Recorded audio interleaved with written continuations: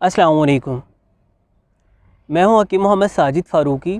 चंद दिन पहले हमने सौंफ के ख़वास पर कुछ बात की थी, उसका कुछ तारुफ़ मैंने आपको करवाया। तो आज हमारे पास जो पौधा है ये सौंफ से ही मिलता जुलता है। ये सिर्फ़ कद में सौंफ के पौधे से थोड़ा छोटा होता है, आप इसकी पहचान कर लीजिए। इसके पत्ते भी सौंफ के पत्तों की तरह हैं और इस पर भी उसी तरह फूल लगा हुआ है जिस तरह सौंफ के पौधे पर फूल लगता है, उससे बिल्कुल मिलता जुलता है ये। जब ये फल पकता है तो इसकी शक्ल थोड़ी मुख्तलिफ होती है और हम इसे सोए के नाम से जानते हैं।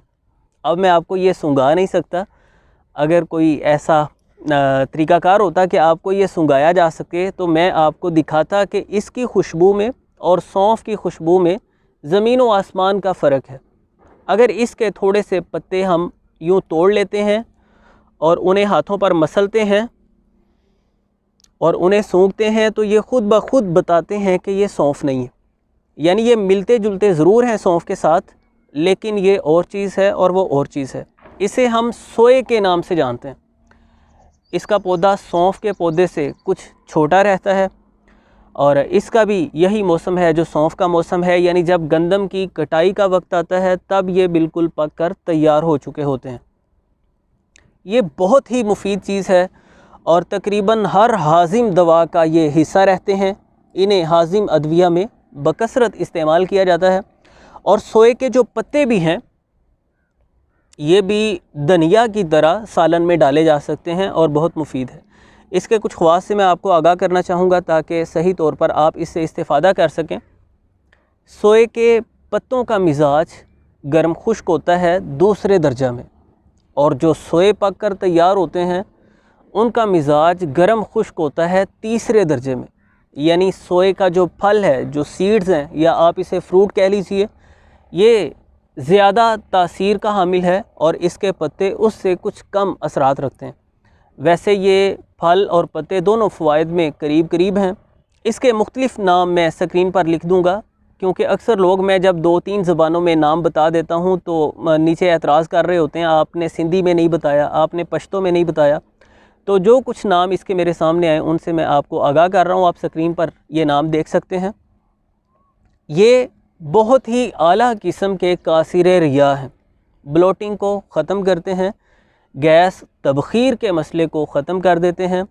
ये मुकव्वी मैदा हैं और हाज़म एंजाइम्स के इम्बैलेंस को ख़त्म करते हैं। हाज़म एंजाइम्स की सिक्रीशन प्रॉपर होना शुरू हो जाती है, मैदे को बहुत ज़्यादा क़ुव्वत दे देते हैं, आंतों के अफ़ाल को बेहतर करते हैं। ये गुर्दे और जिगर के अफ़ाल में भी बेहतरी लाते हैं। मसाने की पथरी को ख़ारिज करने में भी सोए बहुत अहम किरदार अदा करते हैं। और ये मुदिरे हैज़ भी हैं, जो ख़ास तौर पर बलगमी मिजाज के अफराद होते हैं, यानी थोड़ा सर्द मिजाज होता है जिनका, उनके लिए सोए बहुत ज़्यादा मुफीद हैं।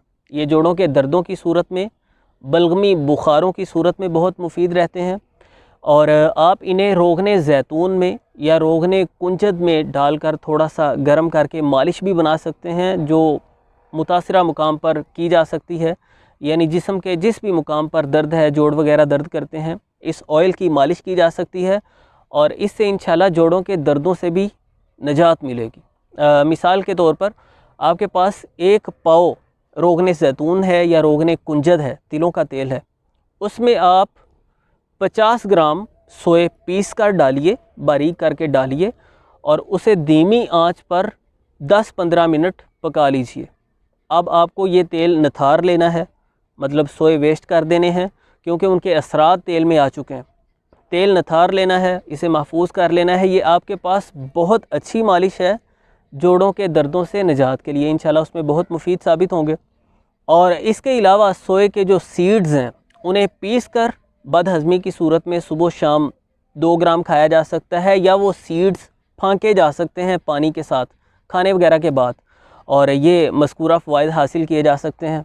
उम्मीद करता हूँ ये कुछ बातें आपके लिए फ़ायदा मंद साबित होंगी इंशाल्लाह, और आप ज़रूर इन्हें दूसरों के साथ भी शेयर करेंगे। चैनल पर अगर आप नए हैं या अभी तक सब्सक्राइब नहीं किया तो अभी सब्सक्राइब कीजिए ताकि आइंदा आने वाली वीडियोज़ के आपको नोटिफिकेशन मिलते रहें। मिलते हैं नेक्स्ट वीडियो में। अल्लाह हाफ़िज़।